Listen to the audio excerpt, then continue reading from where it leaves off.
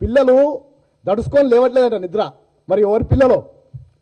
మా రసమన్నకి ఒక ఫ్యామిలీ కాదుగా, ఎంతమందిని మరి వంచిండో తెలియదు అయ్యింది. కానీ కళాకారులను ట్రాన్స్ఫర్ల పేరు మీద, కళాకారులకు ఉద్యోగాల పేరు మీద మరి తెలంగాణ రాష్ట్ర మహిళలను ఎంతమందిని మోసం చేసిండో తెలియని విషయమా?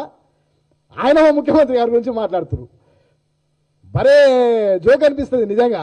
అది కూడా రసమయ్య గారు మాట్లాడడం అయితే భలే జోక్ అనిపిస్తుంది. ఆయన టికెట్ ఇస్తేనేమో కేసీఆర్ గారి మీద పాట పాడతాడు, ఆయన టికెట్ ఇవ్వకపోతేనేమో ఇంకో పాట పాడతాడు. ఆయన వచ్చి కూర్చొని ఈరోజు బీఆర్ఎస్ భవన్లా మరి నేనేమంటున్నా, అన్ని రాష్ట్ర విషయాలు పక్కన నిన్ను తీసుకొచ్చి ఆ సాంస్కృతిక సారథి చేస్తే మొత్తం ఉన్న ఉద్యోగాలను అమ్ముకుంటేవి. ఇక నువ్వా మాట్లాడేది? పాపం కళాకారులు గజ్జగట్టి డ్యాన్స్ చేసేటోళ్ళందరినీ కన్నేస్తేవి, ఒక్కరిని వదలకపోతేవి. ఎంతమందిని పెళ్లి చేసుకుంటా నువ్వు మోసం చేయలే. ఈరోజు నువ్వు మాట్లాడుతున్నావు మా ముఖ్యమంత్రి గారి గురించి. ఇంకోటి వచ్చే